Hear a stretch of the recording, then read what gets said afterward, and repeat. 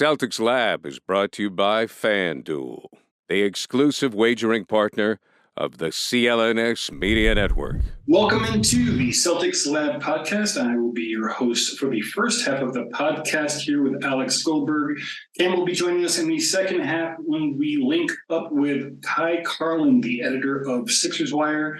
Today we are going to talk about the looming series in the second round with the Philadelphia 76ers.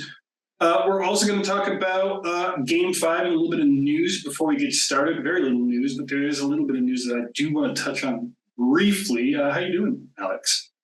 I'm doing okay. I'm kind of squeezing this in between a couple of other things, job, social engagements, other crazy stuff like that. So that's why I'm only going to be here for the first chunk. But I did watch all of the game last night, and I'm excited to talk a little bit about the next round. And to any of my Philadelphia-based friends who are listening to this, I'm so sorry. For the next few weeks, you are my enemy. It's not personal, but that's how it's got to be. Yeah, I gave Cam a hard time last night about giving a compliment to the Hawks on Twitter. And, really, we don't really, hate opposing teams or anything like that. We're not, 1980s homers. But you got to maintain the proper mindset going into this stuff. Got to do it. Yeah, so some news real briefly. There is a new CBA. It has been officially agreed to. We are not going to talk about it because we have talked about it to a certain degree. We'll do a deeper dive with USA Today's and Who Types Yossi Goslin sometime in the offseason. We have a little bit more specifics about what it's actually going to be, applying to the Boston Celtics.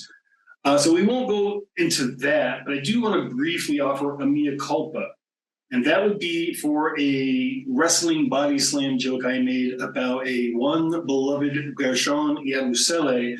I've got to do a big, almost, shall we say, Malice at the Palace level kerfuffle in EuroLeague action between Real Madrid and Partizan, with Dante Exum being first grabbed and then slammed to the floor. I made a joke about it. It turns out he got kind of hurt from that. Yabu has since issued an apology. He could be suspended or even kicked out of the league. I made a joke thinking it was not a very big deal. Fights are pretty common compared to the NBA, at least in the EuroLeague. I was off base, so I'm sorry I said that. Any thoughts, Alex?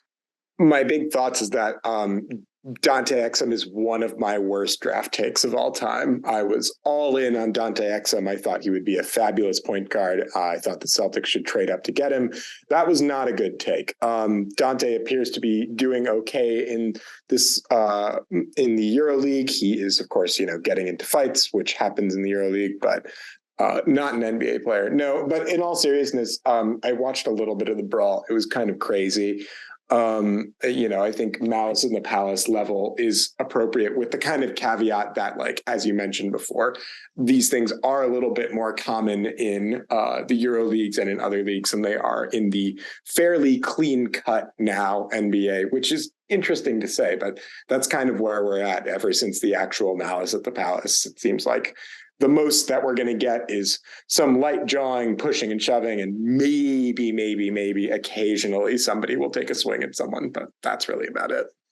I think it's generally a good thing. You don't want to see people get hurt. Like Dante Exum might have a ruptured tendon now because of this, and definitely has a chipped tooth. Yeah. You want to avoid that kind of stuff. It doesn't add to the product. I don't care. If that's your thing, go watch hockey. I mean, that sport exists. Let's go real. Yeah, should also be noted that Yamadar is on the other team, Partizan, out of Belgrade, and Vincent Poirier, if you remember him, is a member of Real Madrid as well. Yeah, Vincent Poirier, that he was certainly a guy. Mr. Sexman. Yeah. Neither of those two were involved in the brawl as far as I'm aware of it.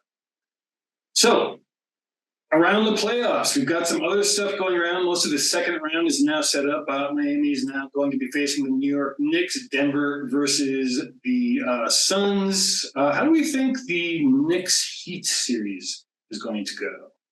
I am really looking forward to watching this series. I think it is going to be one of the most fun series that we've had in a very long time. I mean, I know that we just talked about how the NBA is definitely less of a physically confrontational league, but there's definitely a chance that it gets thrown out in this series. These are two big, mean, nasty teams they build their identities around just how much physical force can they apply on a game-to-game basis.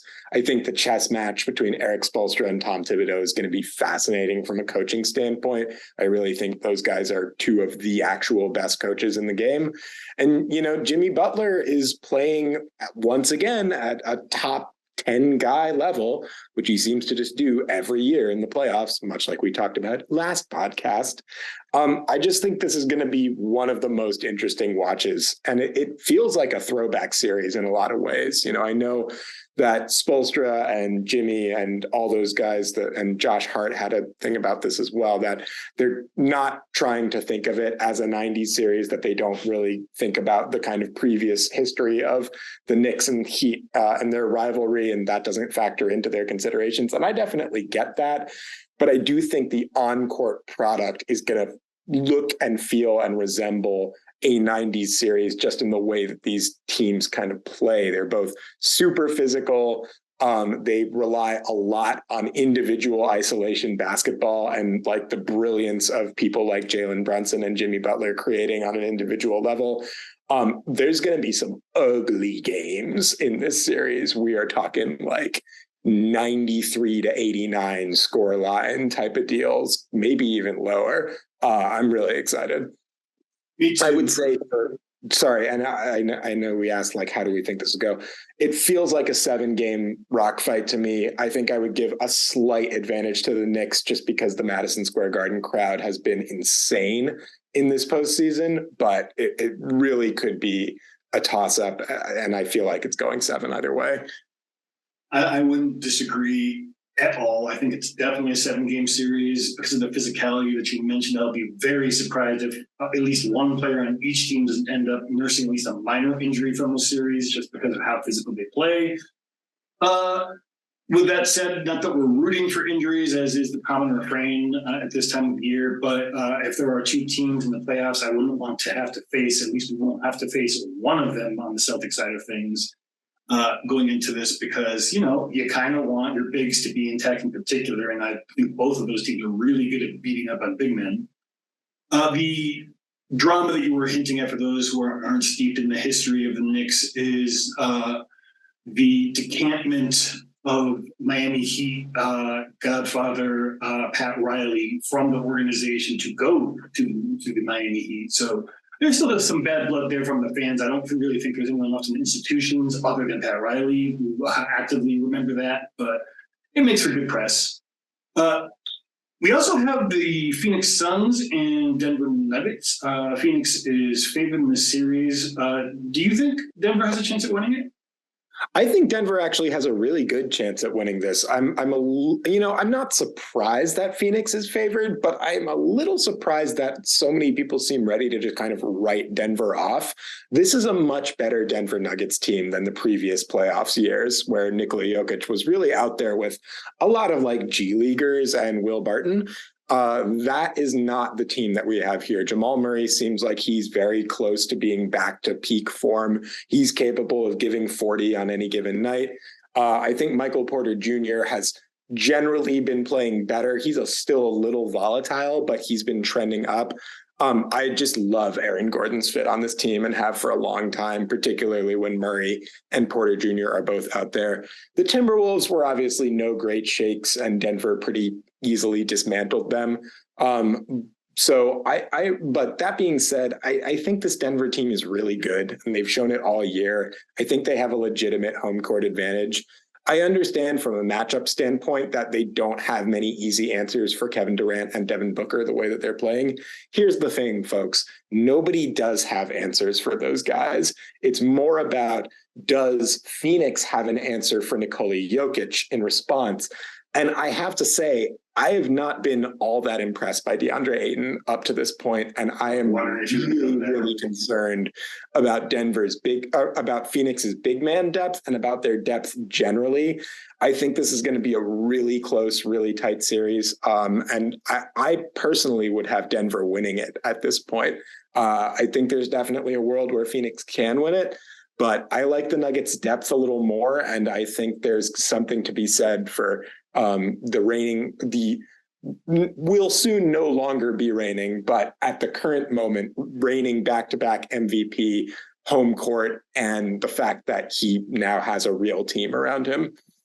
Yeah, your point of bringing up Ayton in particular as a weak point, I think, is particularly salient for me. Why I also have the Nuggets as a slight favorite personally. They don't seem to have a very good role for him in general, never mind against someone of the caliber of Jokic. And I see that matchup just being a buffet, really, for Jokic. So it's going to be interesting to see which team can kind of marshal their offense to supersede the other. This is the biggest series of DeAndre Ayton's career. I don't think, and I know he's played in the finals, but like, this is a series where he's really going to have to show people in that Phoenix Suns organization that he is comfortable being the guy, like the clear-cut third guy on this team, because that's what they're asking him to be. I mean, with apologies to Chris Paul, who I think is, an all-time great player and a surefire Hall of Famer, they need Ayton to be the third guy. It can't be Chris Paul if they are trying to win a title. So there's a couple other series that have yet to conclude in the first round. They're pretty tightly contested, and really I could see either of them going either way. You could sell me on either one. That being Golden State Warriors versus the Sacramento Kings, with the Warriors in front 3-2 and the Lakers in front of the Memphis Grizzlies also 3-2. Who takes each series and why?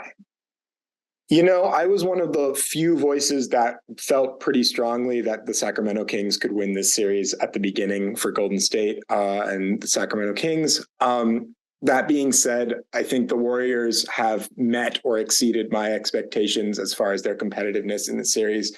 And the De'Aaron Fox injury is a real problem for Sacramento. I know he played through it in Game 5. His shooting percentages were down. In general, he looked uncomfortable. And I think given just how much they have relied on him to create offense at every level this series, if he's even slightly compromised, that really changes the calculus for Sacramento. Sabonis has struggled against Draymond Green. And I think we understand why. Draymond Green is, of course, a Hall of Fame all-time great defender, but he's kind of gotten in Sabonis's head. And to this point, I have a hard time seeing it. Sabonis kind of fight his way out of it. I think there's definitely a world where the Kings can win this game and force a Game 7, but I don't feel optimistic about going against Steph Curry in a closeout game. So I think the Warriors are going to pull this out. Yeah, I am, shall we say, still scarred from the 2022 finals, where we got to see with the front row seat exactly what that experience is like. And honestly, I feel like the stakes are almost as high for the Warriors, because if they were to exit in the first round, we would have to expect some pretty major changes to that organization moving forward. What about the Lakers? Can they pull it off? This is going to be really interesting. I actually feel like this one's a little bit more 50-50 at this point. So obviously the Lakers had a pretty big lead, 3-1, and I think a lot of people were ready to kind of write Memphis off. Memphis responded in a pretty big way to force this Game 6, and in a way that I think potentially could signify some positive trends for them. The move to move Luke Kennard into a more prominent role, I think, paid significant dividends. I know that Luke Kennard is not close to the defender that Dillon Brooks is, but Dillon Brooks has been so in his head this series, and his shot has been awful. He's been a massive net negative on the court and off the court, frankly. And I get the sense that even with his shortcomings on the defensive end, Kennard is just a much better fit for what the Grizzlies need right now, which is spacing. Obviously, he also got hurt in that game, so that's going to be a pretty significant storyline. How injured is Luke Kennard? But it opened up a lot of space for Desmond Bane. It opened up a lot of space for Ja Morant, who seems like he's getting healthier. The big thing that stood out to me is that Xavier Tillman has really kind of shown himself to be a pretty significant part of this rotation in what is a shorthanded Grizzlies big rotation with the injuries to Steven Adams and Brandon Clark. like Xavier Tillman's playing good basketball. He's making things uncomfortable for LeBron, which is kind of crazy because Xavier Tillman is a second round pick who I don't think anybody expected to be making LeBron James uncomfortable in a playoff series. But here we are. Yeah, I'm a fan, but that was a big ask. Yes. Yeah. So I think this series feels pretty close. I would still slightly favor the Lakers at this time, just because I do think a 3-2 advantage is pretty significant. And I just, maybe this is like totally out of left field. I just get the sense that the big Anthony Davis game is coming. I've felt like he's been a little volatile this series. He's had good games and he's had some not so good games. He hasn't really had a game where he's completely dominated from opening tip. Tonight kind of feels like that night. Call it a gut feeling, call it a hunch. Maybe I'm completely wrong about this and Memphis forces a game 7. And I think if they did do that, they'd have a pretty decent chance of winning it. But I just feel like that big Anthony Davis game is coming. So I'm going to take the Lakers. Yeah, it probably does make sense. But if the Grizzlies are going to have a chance to push the series long enough to win it, shooting is what's going to get them there. We have seen, particularly maybe in this playoffs more than any other, that any team that has made the playoffs at this point who can field functional shooters, not even great shooters, but functional shooters with some confidence, they're capable of beating just about anybody. I don't think that the Grizzlies are going to be able to find enough of that shooting, particularly if Kennard is injured, but I do think it is something that teams need to be taking a bit more seriously. Hint, hint, hint. Let's talk about Game 6. Yes, let's do it. Oh, man. Game 6, just related back to that last point, as the world's biggest Desmond Bane fan, I am never going to forgive you, Danny Ainge. I'm so sorry. So yeah, Game 6. We watched Game 6 last night. The Celtics obviously pulled away and defeated the Atlanta Hawks late, wrapped up their season and moved on to play the Sixers. But breaking that down on a kind of minute by minute basis, I think the start was solid. Like Marcus Smart came out and clearly was playing with an agenda, trying to kind of wash away his yucky performance in the previous Game 5. I think he really set the tone for Boston in terms of just like getting the ball moving early, which I think became a really important point for them throughout that game. I do think that was not always the case during that game. And when the Celtics were playing at their best, they were getting into actions quickly. They were moving the ball. They were forcing rotations and they were getting to the rim. There were times that the Celtics did not do that in this game. So I'll swing to you, Justin. What did you see just at the very beginning? You're muted. Smart being on a mission to start, I think, was the thing that really stood out to me. Everybody being engaged on defense, I think, is the really critical part because it just disappeared after about 5 minutes. And They played just hard enough to keep the game and us on the edge of our seats for the entirety of the game, which I suppose makes for a great level of engagement. But as an entertainment product, well, let's just say that my neighbors may want to evict me fairly soon after that game. They did put it together in the last 5 minutes. Joe Mazzulla went as far as to go out of his way to credit them. It might have been a little bit of faint praise in the sense that what they weren't doing before that, really, it's just something that needs to stop. I've been hearing a lot of, shall we say, discussion in the media about the seas parting for Moses, like for the Celtics to get back to the finals with these injuries and matchups. And like, no, have we not seen the Bucks are not playing anymore? The Celtics could very well have not been playing anymore had they not been smart enough to remember they need to actually try on defense. We need to stop with this narrative that there are going to be easy paths for Boston at any point in the playoffs, never mind what's moving forward. Yeah, I mean, I think Joe Mazzulla himself put it best. The playoffs are hard. It doesn't really matter who you're playing. You're playing against the best of the best. Right now, Jimmy Butler is playing at a top 10 level. That Heat team is legit. They're really good. The Knicks are really good. The Sixers are really good. Every single one of these series is going to be a dogfight. I think it's interesting that you mentioned the defense, because that's what stood out to me, both in terms of what it did well and what it did not do well. And the linchpin to that is Al Horford. And it has been Al Horford kind of the whole time. Horford got 2 quick fouls, that one of which was a little ticky-tacky, I would say, at the very beginning of the game. When he was on the court, the Celtics defense looked pretty clean, pretty locked in. They were making rotations, making things hard on the Hawks. As soon as Al Horford had to sit for an extended period of time, Trae Young started getting going. I think Robert Williams had a tough series, with some moments where he looked particularly spry and athletic, but this was not a good matchup for him, and I think he struggled to assert himself on the defensive end in a lot of different ways. When Horford was off of the floor, Trae Young was getting wide open lanes to the basket. He was able to score in the mid-range and in the kind of short post, as well as from deep. And it got guys like DeAndre Hunter, John Collins, Bojan Bogdanovic, or this is Bogdan Bogdanovic going. I mean, it just feels like they really needed Al out there, and the play on the court reflected that. In addition, when Al did come back in, after the 2 fouls, you could tell that he was playing not to foul. He was trying to give Trae Young a little bit of a cushion. I think the Celtics were a little burned by Trae Young's ability to just draw fouls, which is really, really high, and we should probably give him more respect on that.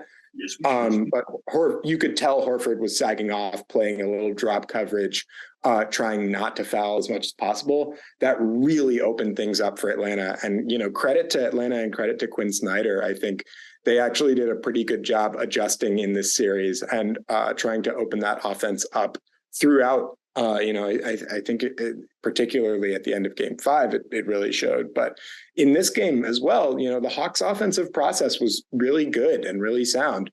But in that last 5 to 6 minutes, suddenly Al Horford is back out there and no longer really concerned about fouls. At that point, he only had, I think, 2 on him. He had those 2 early and then really didn't foul them for the rest of the game. That's when you started to see the Celtics defense really click and lock in. But I also want to give a special shout out to Marcus Smart, who, in addition to setting the tone offensively for the second half of that game, he was all over Trae Young. It's the best defense I've seen him play basically since last year. And it restores some confidence to me that he's capable of getting to that level when he needs to. But yeah, no, I think that's really the story of the game, is that Horford's 2 early fouls disrupted the Celtics defensive rhythm. Jalen and Jason were able to create enough offensively to stay in the game. And then late, Smart, Horford, and the Jays took it home on both ends of the court. Yeah, how they really dial it up in the last 5 minutes both makes me more confident and also strangely a little less confident in the fact that they had to do it in the first place.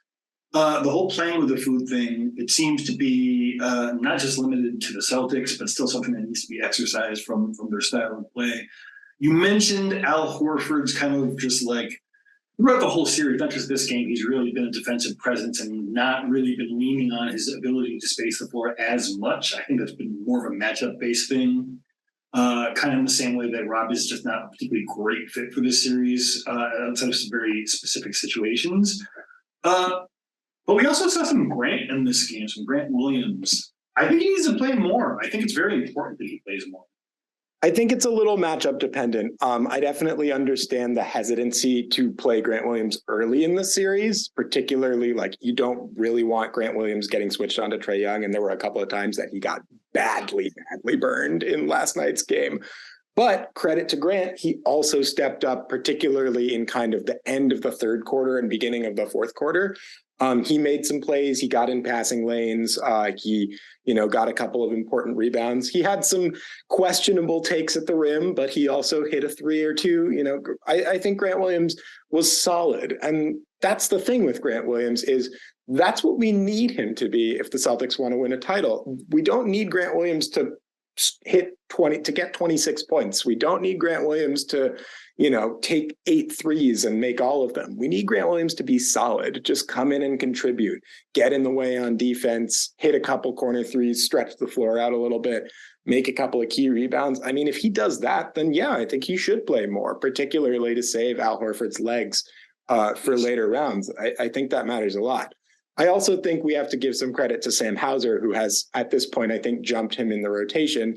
You know, Hauser wasn't phenomenal last night, but he played his role. He hit a couple of threes. He used his surprisingly large limbs to kind of get in the way, and really, I think, has made significant progress as a defender all year, to the point where he's no longer a guy that you can really hunt unless you have an elite self-creating guard capable of doing that. Yep. You know, I think the reality is that both of those guys will need to play some, and they do eat into each other's minutes a little bit. But, you know, it's a good problem to have for Boston, particularly if Grant can continue to just be solid. So 2 questions for you in a more macro sense on this series. Who is the best player for Boston in this series? And then who is the best player who is not one of Jason Tatum and Jaylen Brown in this series? So, I mean, for the first one, you know, I think Jason Tatum was particularly clutch last night when the Celtics needed him. But I think Jaylen Brown has been the best player in the series. And I think that it's partially just a function of the matchup. I think the Hawks have more guys that they can throw at Jason Tatum. In particular, Okongwu, I think, did a pretty nice job disrupting his rhythm at times. But, you know, I think for this series in particular, despite the turnovers, which I think are still a concern, you know, Jaylen Brown shot in the 50s from the line, or not from the line. He shot in the 50s for most of this series. He was hyper efficient, made a ton of really smart plays. He defended pretty well relative to his standards. And I think in general, I felt his impact a little more. I think the answer is that both Tatum and Brown were exceptional, and that's a big part of why the Celtics won the series in the first place. But I would lean slight Jaylen Brown. For your second question, a lot of guys stepped up and contributed in this series, and I think that's a positive sign for the Celtics going forward. But the one that stands out to me and has stood out all season is Derek White. You know, I just feel like, so Derek White's shooting splits were a little volatile. His offensive contribution was a little volatile. In game 1, he was superb. He set the tone right from the jump. Defensively, I think he did a great job limiting Trae Young for the most part. You know, obviously Trae got loose for 2 big games in this series, but I think he did a pretty good job just like, you know, kind of getting in front of him, making him have to earn shots. His chase down blocks were spectacular again. And, you know, Derek has just become a really essential glue guy for this team. He just does all of the little things that a winning championship level team needs to be successful. I think Marcus Smart and Al Horford both made significant contributions, and they deserve shout outs, as well as Malcolm Brogdon, who I think has been playing really well off the bench despite his defensive shortcomings, which I think were a little on display in this series. But if I had to pick one non-Jaylen, non-Jason guy to go with, it's probably Derek White. So I can see that. I actually had Al Horford in that position for myself for the second question, simply because of the fact that he did exactly what this series needed him to do. He did not complain. He did not gripe. He did not try to go beyond his role. Grant Williams, if you ever want to replace Al Horford, this is what you need to do to replace Al Horford. He dominated on defense in exactly the role that was asked for him. He hit some threes when he needed to, but mainly the thing that he did was he sacrificed a bit of his game to make sure that everything went well for everyone else. So for me, in this series, it was Al, who was the best non-J player on the Celtics. A couple other things before we talk about one of our sponsors. Tatum had a pretty complete game after the contest. He also had the how shall we say, goodwill to apologize to Janet Jackson and her fans for the Celtics accidentally ending up displacing that concert by a day by making the series go for an extra game. It would be nice if he said that to the rest of the Celtics fans as well, but that's a whole other thing. And then there was a Kemba sighting in the tunnel post-game, which was pretty cool. I don't know if you caught any of that. I did catch the Kemba sighting briefly. I also caught that Janet Jackson liked that post-game interview on Twitter. So, you know, hopefully that's the formation of a strong friendship between a pop legend and Jason Tatum. But yeah, no, the Kemba sighting was fun. And, Kemba Walker has had kind of a crazy career. I think at this point, it's probably fair to say that he's probably done as an NBA player. But he was so fun to watch throughout his career, both in Charlotte and in Boston. And in general has just brought like a lot of joy and presence to the game of basketball that I think will be remembered, even if, his career maybe didn't fully pan out the way that I think he and others were expecting it to. I do think that Kemba Walker, if Kemba Walker is not done with the game of basketball, the game will reward him. I could easily see him coming into a media role. That guy has charisma for days. I wouldn't be shocked at all to see Kemba Walker roll into like a TV booth somewhere, maybe in Charlotte. Who knows? Yeah, I could definitely see that too. He's very beloved in the Northeast in particular too, because of his UConn roots. I'm sure he was enjoying watching his Huskies win a national championship again this season. It's a pretty unlikely scenario. Nobody was really betting on that to happen. If you were going to be betting, while we're on the topic, about the Sixers series that we were looking at, how many games do you think we're going to go? If I were a betting man, I would probably head over to our good friends at FanDuel, and I would probably place a bet for that series on it going to 6 games. I think that the Boston Celtics have a pretty good matchup, but I think that Philly is tough, and, Joel Embiid is the MVP for a reason, or at least we think he is. If you want to place a bet on that, you know where you can go, Justin. You can go over to FanDuel. FanDuel, grand slams, no hitters, double plays back. And there's no better place to get in on the MLB, NBA, and NHL action than FanDuel, America's #1 sportsbook and official partner of Major League Baseball, the NBA, and so many more. And guess what? New customers in Massachusetts can get in on the action with $200 in bonus bets guaranteed when you place your first $5 bet. Just sign up at fanduel.com/Boston. Finally, you can bet on all your favorite sports, from the money line to point spreads to player props and more. So bet now on an app that's safe, secure, and super easy to use. Don't miss your chance to get $200 in bonus bets, win or lose. Visit fanduel.com/Boston and make every moment more. FanDuel, the official partner of Major League Baseball. 21 plus and present in Massachusetts. First online real money wager only. $10 first deposit required. Bonus issued as non-withdrawable bonus bets that expire in 14 days. Restrictions apply. See terms at sportsbook.fanduel.com. Gambling problem? Hope is here. Call gamblinghelplinema.org or call 800-327-5050 for 24/7 support. Play it smart from the start. GameSenseMA.com or call 1-800-GAM-1234. The show is also sponsored by BetterHelp. So, Justin, I've one of the reasons that I missed a couple of podcasts these past few weeks is because I was going through some family stuff. It was admittedly pretty hard. And, I think if you or if anybody else is going through family stuff, then, one thing that I've talked about and that I want to think about for sure is therapy. And I think that, BetterHelp, and one of the reasons I'm really happy that BetterHelp is one of our sponsors is because therapy is a thing that, you can really think about and use, particularly in times when you're struggling, when you're kind of dealing with, things like family stuff and others.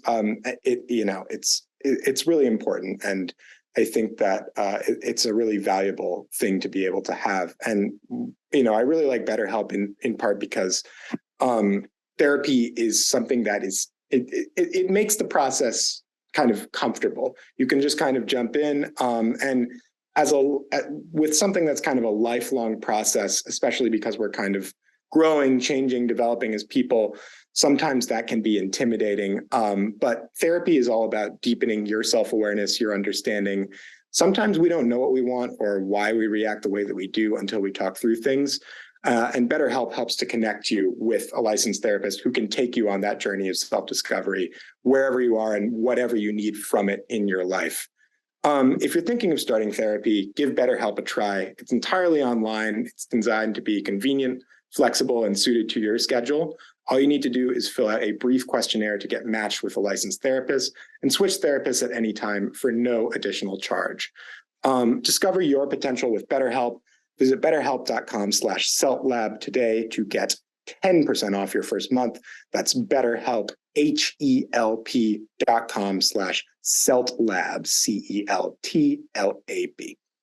Yeah, someone who has gone through some fairly similar stuff not that long ago. I didn't know BetterHelp existed at the time, so I used a different locally available here in Mexico version thereof. I won't name them, obviously, but it is the very sort of thing that you need in moments like that. And even in moments where you're just dealing with regular day-to-day stuff, sometimes you don't realize when things are just creeping up on you and changing how you engage with the people around you who you love. So definitely recommend it.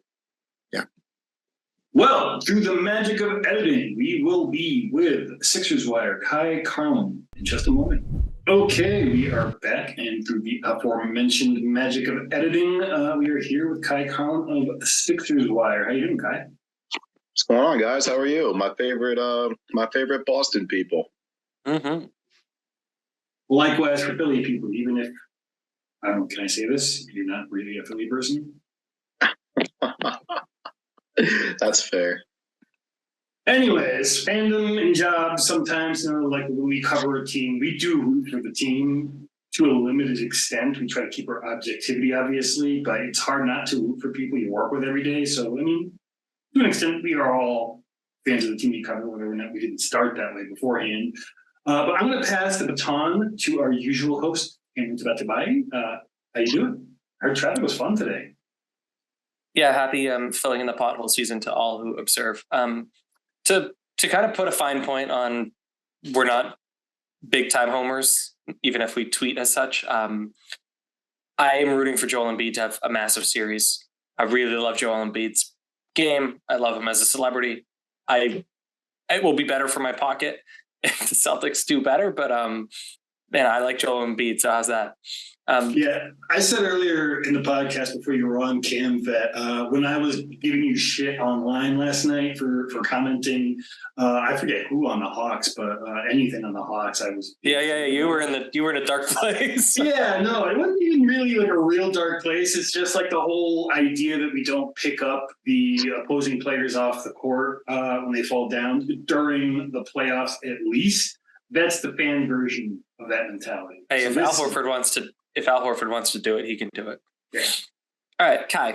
Any quick thoughts on the first round, and then we'll look ahead at the second round. Well, I mean, I thought Philadelphia took care of business against a very bad Brooklyn Nets team. I think we can all agree Brooklyn really only made the playoffs because KD and Kyrie set them up very nicely before the trades.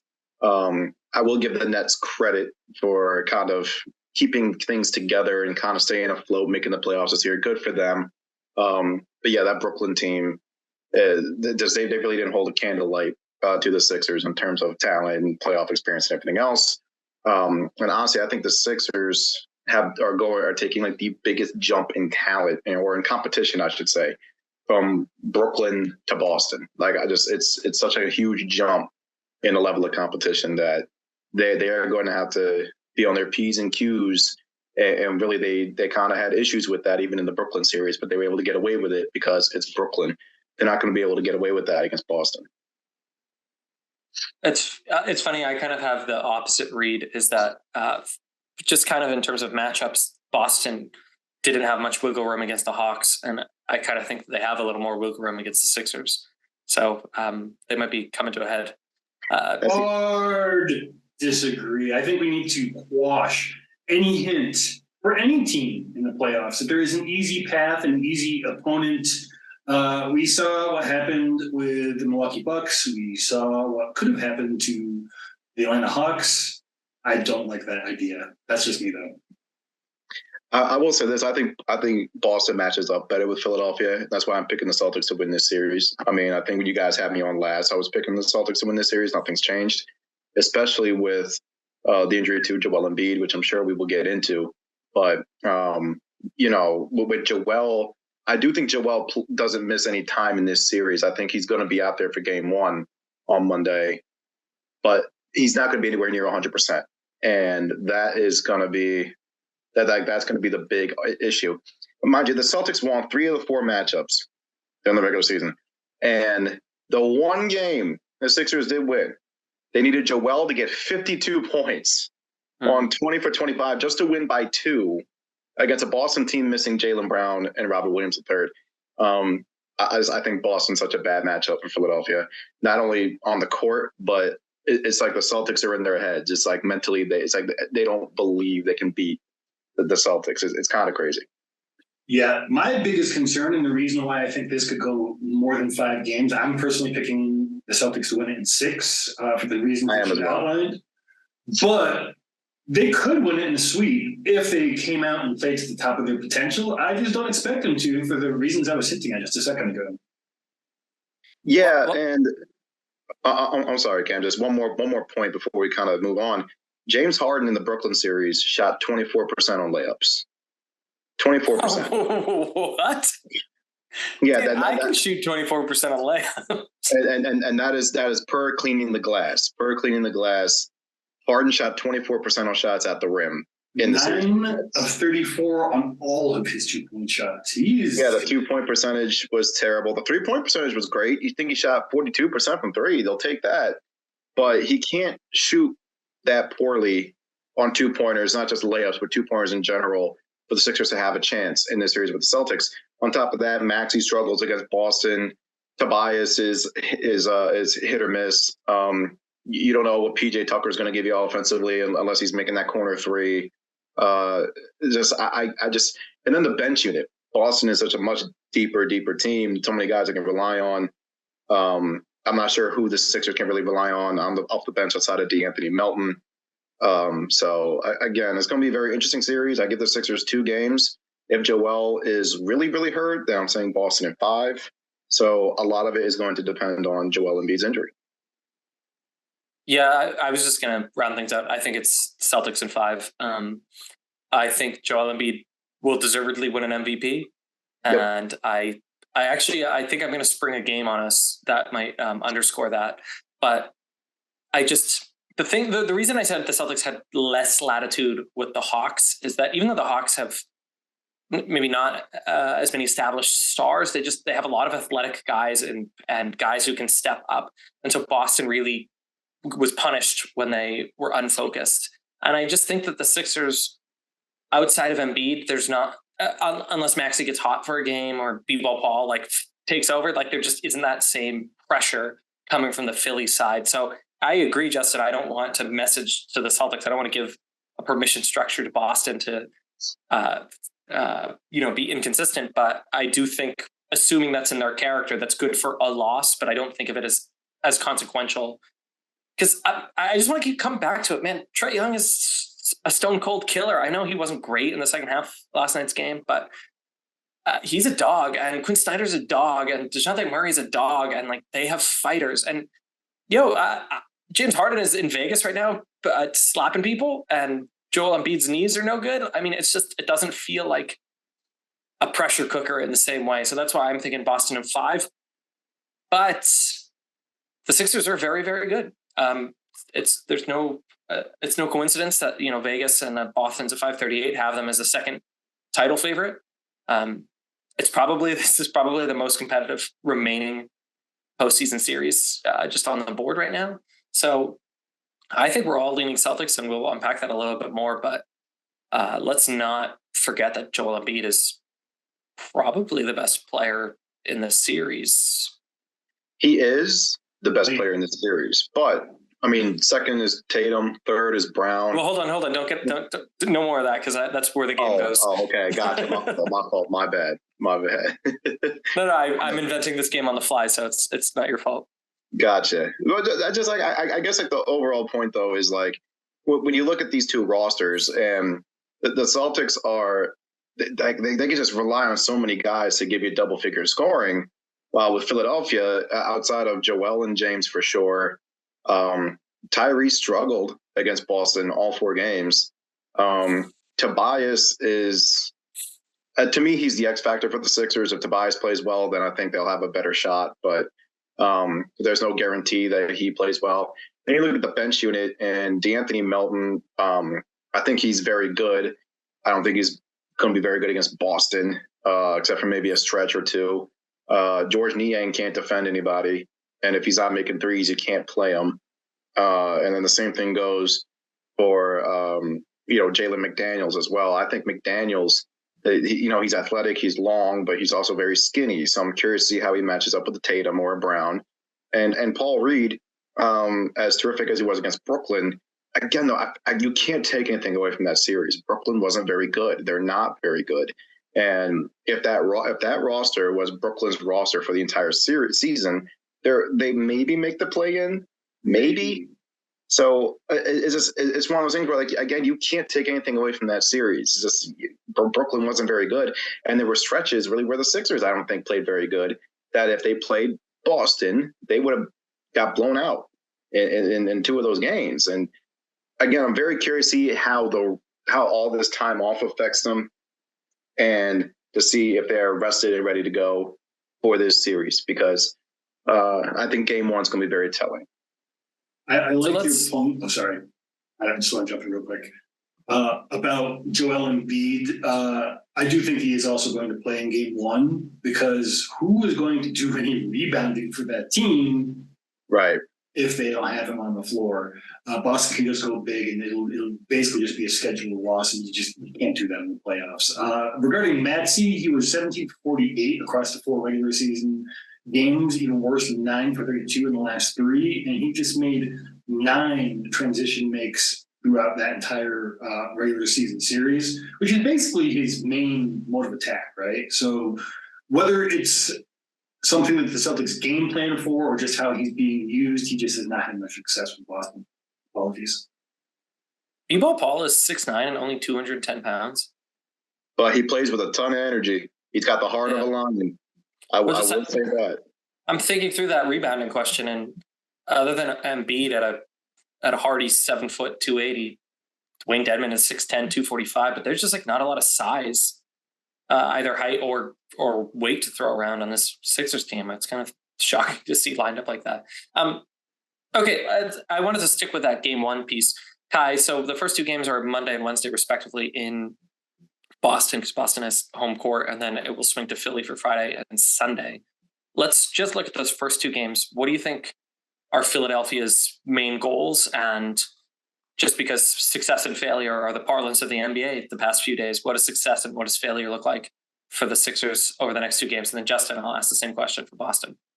Well, I think it's kind of very simple for what's a success is stealing home court. If you can steal one of those games, and yeah, if you're the Sixers, you feel better about yourselves.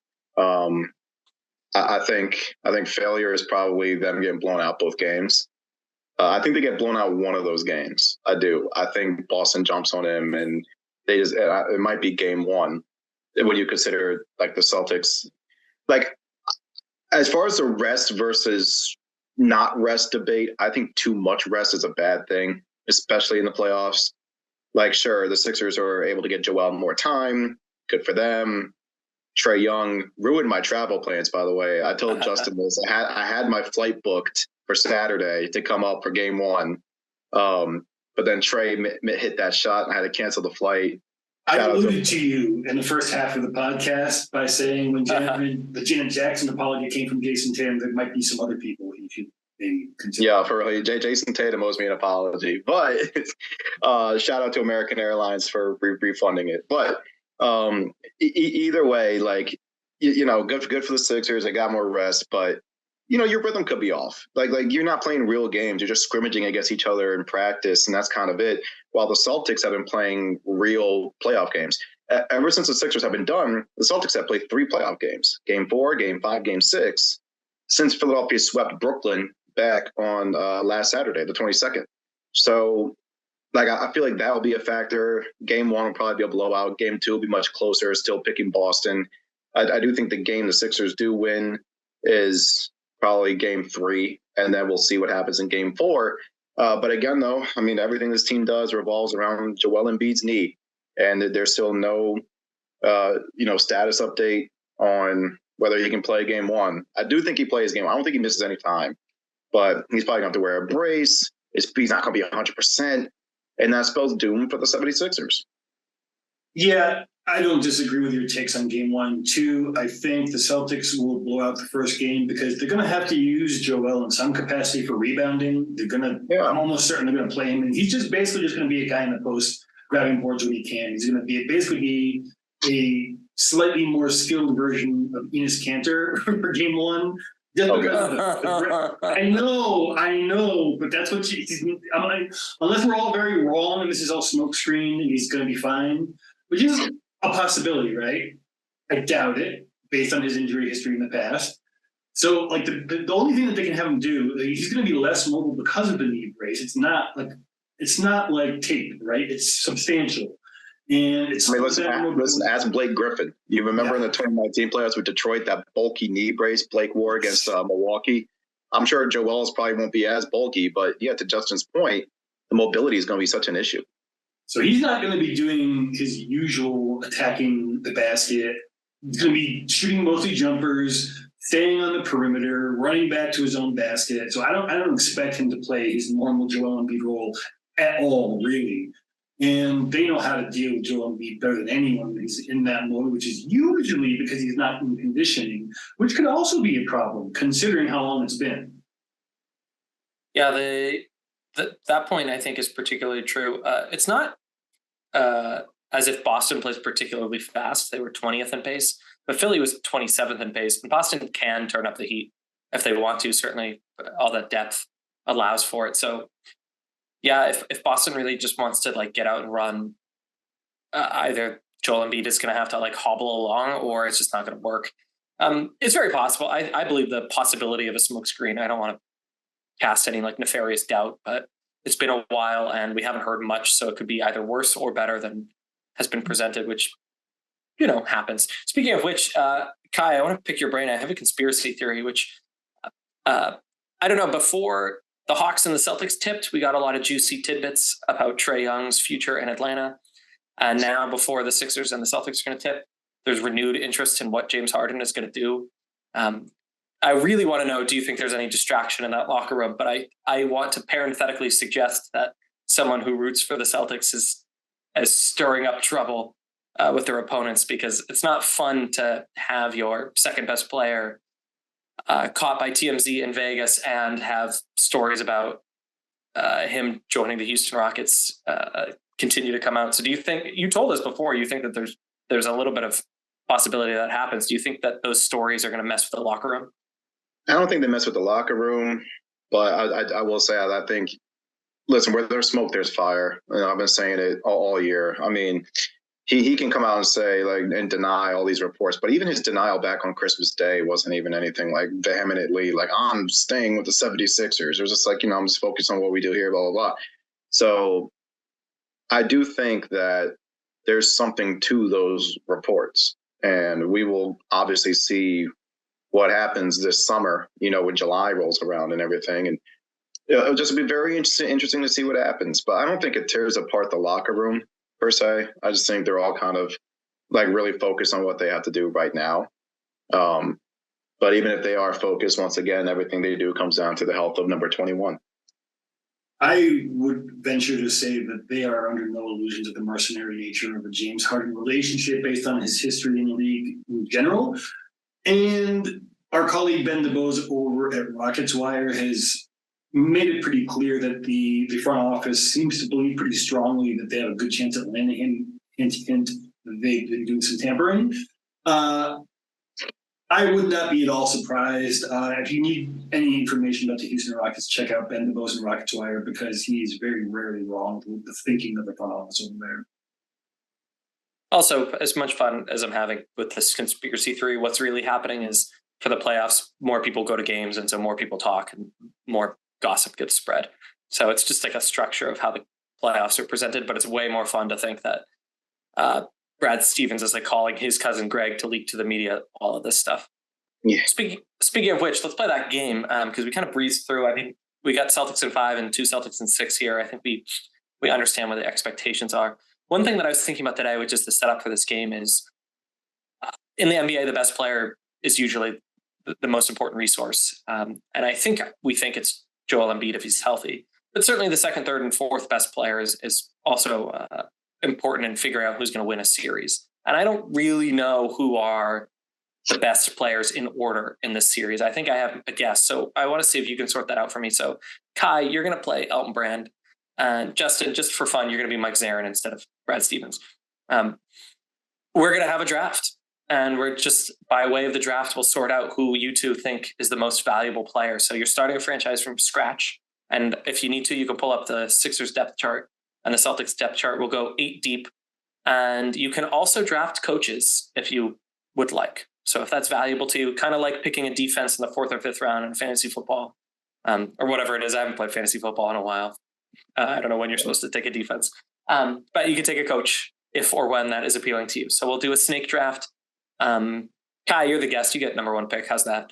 But otherwise, have I made the rules of the game clear enough? Yeah.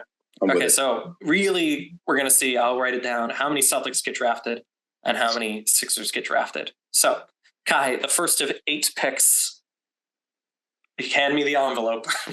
Well, Joel Embiid. Okay. Any caveats you want to add to that, or it's Joel Embiid every day and twice on Sunday? I mean, if we're talking healthy, yeah, Joel Embiid every day, twice on Sunday. Cool. Okay, Dr. Quinn, you have the next 2 picks.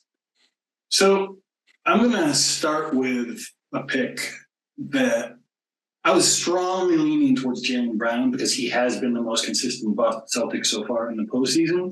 But I also think that Jason Tatum is due to really show just how impressive of a player he can be in the postseason yet again. So I'm going to pick him, unsurprisingly.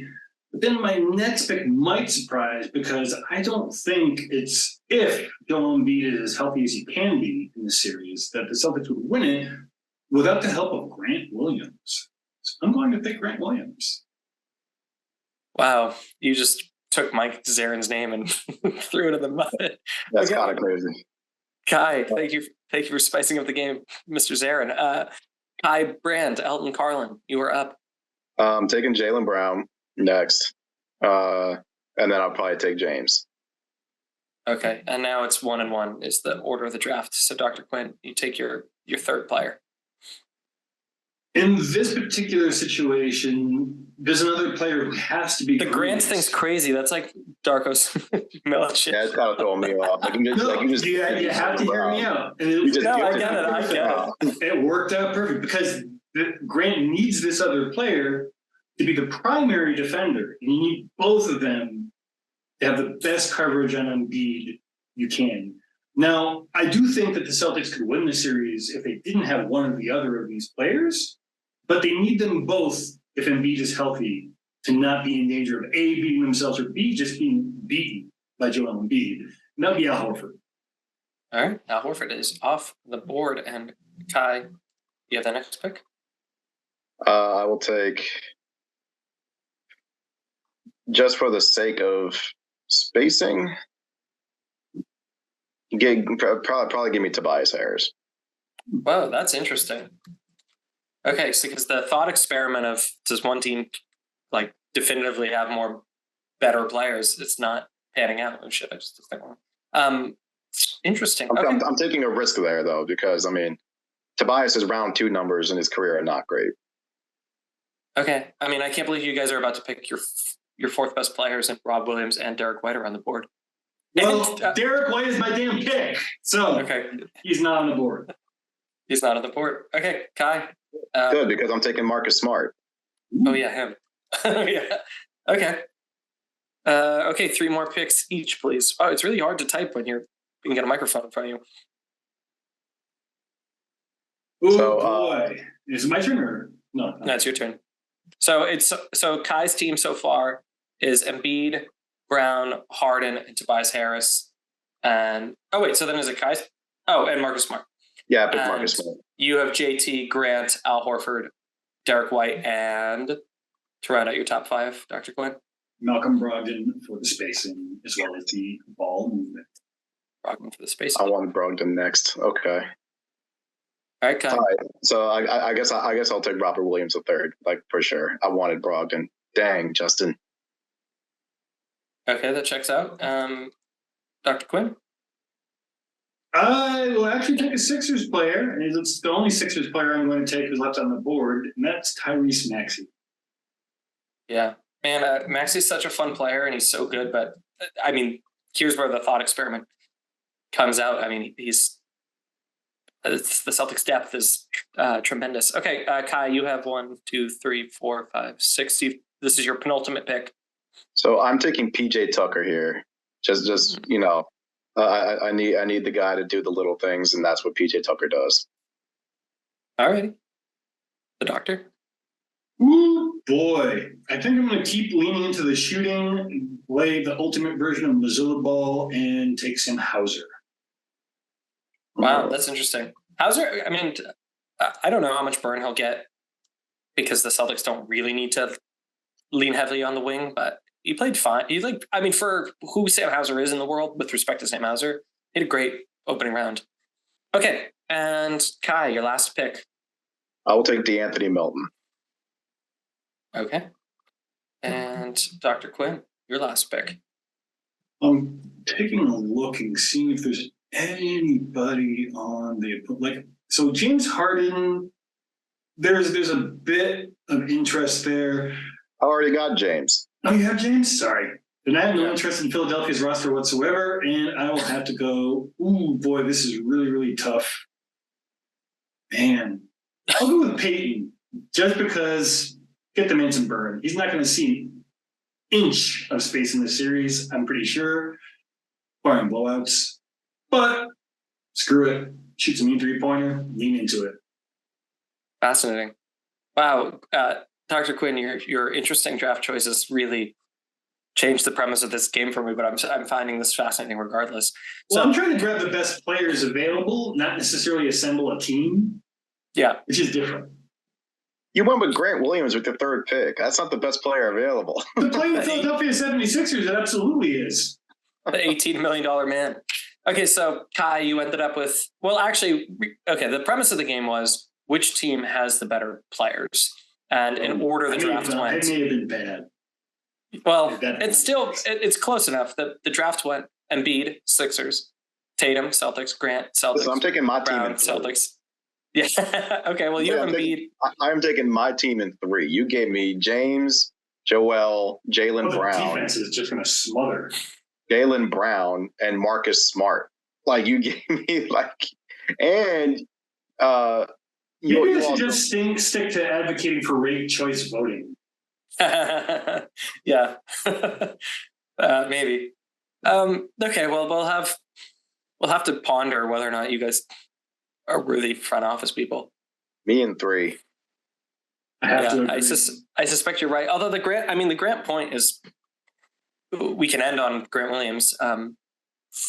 It goes to show that the regular season is too long, and there's probably, with respect to the 3 of us, a few too many people paid to offer their opinions, because Grant Williams was great when the Celtics needed him, because Grant Williams is a great player. And except for that one play where he caught the ball and called his own number and it went horribly, he was fantastic. Listen, I think Grant Williams is a very good player, and I agree with both of you that he's going to be a very important piece in this series. I think he's an underrated defender against Joe, just because of how strong he is and stocky and everything. So listen, I think Grant Williams is going to make a difference in this series. I think his 3-point shot's going to come back. I thought he was hitting threes. It was spotty against Atlanta, but we all know how good of a 3-point shooter he is. So I think Grant Williams is going to make a difference. And again, that just goes back to my original point. Boston has 6-7 guys that can count on for double figure scoring. You obviously got the Jays, right? But then you have Derek White, who I think is criminally underrated. And then you got Horford was, I don't think Horford had a good Atlanta series, but against Philadelphia, that's the type of series. He had a great series because he did not need to do anything on the offensive end. He did everything on the defensive end. Defensively, he was great. I'm talking about just specifically. Offense, yes. Yeah. I don't think he was all that great. But I feel that Philadelphia is the type of series where he's going to be coming back to a place he played. Obviously, it was only one season, but still, it's Philly. So he's going to probably be a little bit more motivated.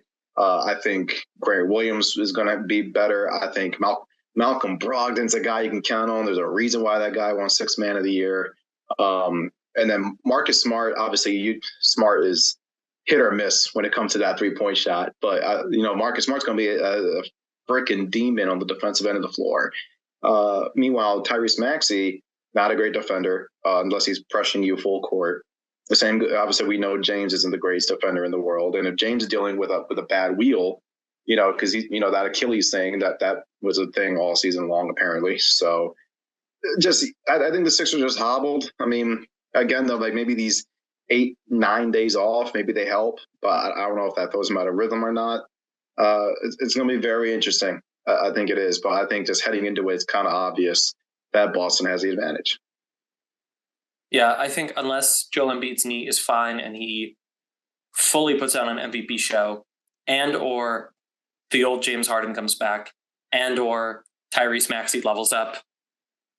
I mean, we just did this draft, and the Celtics had 8 of the 12 most desirable players, and that probably means something. And for me, even if Joel was 100%, I'm still picking Boston to win the series. It's just I think the Celtics are deeper, man. They can just rely on so many different people. Also, hot take: I think Joe Mazzulla is a better in-game adjuster than Doc is. So, That's fair.